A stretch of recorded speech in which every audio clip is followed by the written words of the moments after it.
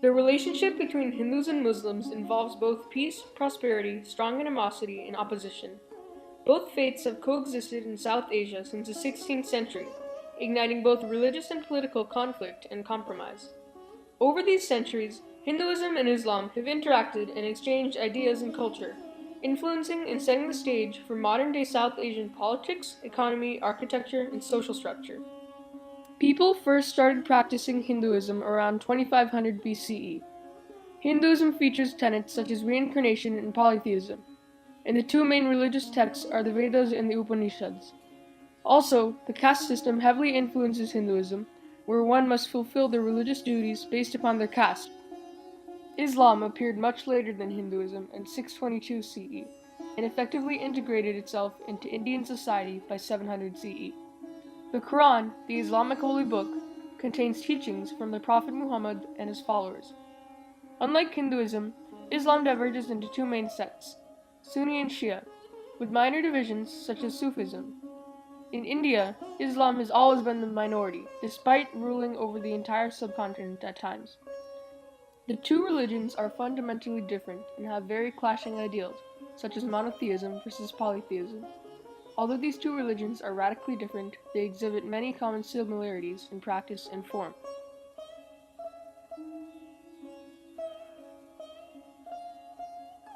Many historians agree that the Delhi Sultanate was the first major Islamic outpost in India. It was founded by Qutbuddin Aibak in 1206.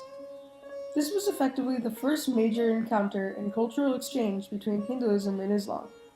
The Delhi Sultanate treated Hindus moderately, imposing a special religious tax called the jizya and abiding by Sharia, meaning strict Islamic law. The Delhi Sultanate and in exchange with its Hindu subjects created an Indo-Muslim fusion of architecture, music, and literature, and laid a strong foundation for the Mughal Empire to base its conquest of India upon.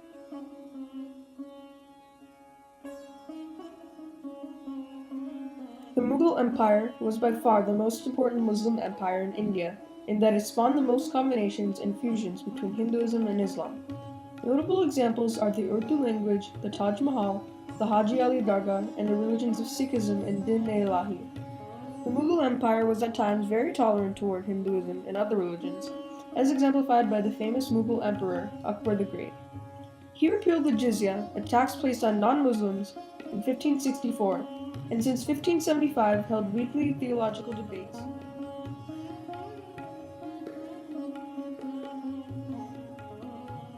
One of the earliest and most visible exchanges and fusions between Hinduism and Islam was Sikhism. It was founded by Guru Nanak in 1469. Guru Nanak was born to Hindu merchants, therefore he was a direct witness to the cultural exchange between Hindus and Muslims.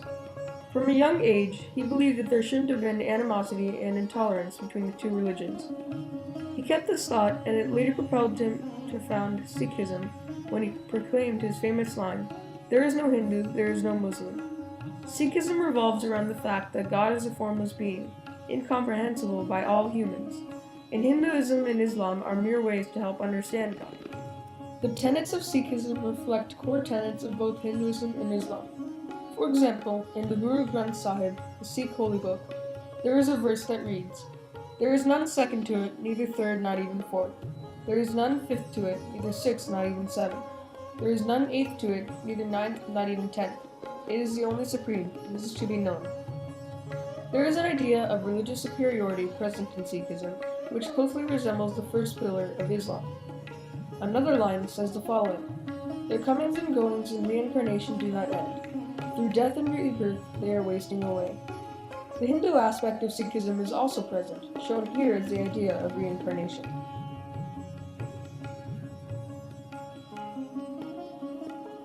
By far, the most visible and significant result of the exchange and encounter of Hinduism and Islam is the partition of India. In August of 1947, the splitting of the Indian subcontinent into two separate states began. The tensions between Hinduism and Islam were relatively low before the partition because the two were mainly united in achieving Indian independence. As the independence movement began, democratic ideas began to circulate around. These ideas were very popular mainly among the lower-class Hindus. On the other hand, this was very threatening to the mainly upper-class Muslims.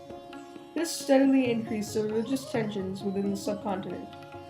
Eventually, this caused a mass migration of Hindus to the west and Muslims to the east, to the Pakistan region. Among the independence movement were rebellions and battles between Hindus and Muslims, an example being the Direct Action Day on August 16, 1946. This was a battle between Hindus and Muslims in Kolkata, launched by Muhammad Ali Jinnah in response to Britain's primary refusal to grant the Muslims Pakistan. Riots broke out on the morning of August 16th and continued until August 21st, when British and Indian troops ended the revolt. This is a prime example of the brutality and hatred that grew between Hindus and Muslims in the partition era.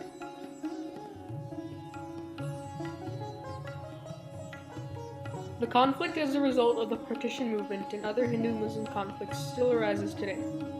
The land of Kashmir, on one part of the Indo-Pakistan border, is highly disputed, and there is lots of violence present there. Many Hindus and Muslims today despise each other. After Pakistan separated from India, Bangladesh followed suit. It is debated if Hinduism and Islam can cope with each other, and if they both can exist in one society. The separation of Hinduism and Islam politically in India and Pakistan suggests the answer to that question is no. Musharraf Hassan, the Director General of India's National Archives, tells about the current interactions in Ayodhya, a disputed region, in an interview conducted by CNN. Ayodhya has captured the imagination of the people in and around that region for well over 150 years. For the first time after independence, though, the problem surfaced in 1949 when an idol was placed in the mosque. What happened was terrible.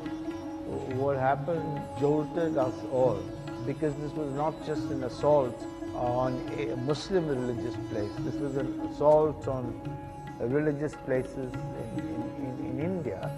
And being a multi-religious society, as indeed India is, it was very offensive.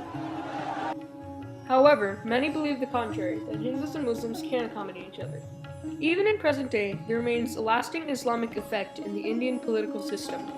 For example, laws such as the Muslim Personal Law Sharia Application Act from 1937, Dissolution of Muslim Marriages Act from 1939, and Muslim Women Protection of Rights on Divorce Act from 1968 still remain in effect.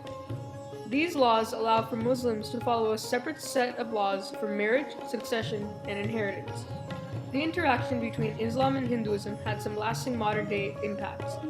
Islam received its own state, Pakistan, which was now completely separate from all politics of India. Geographic boundaries were set, and the border between the two countries is and remains very hostile. In India, society still depends largely upon the caste system. Whether it's buying a house or posting a dating ad, caste is involved.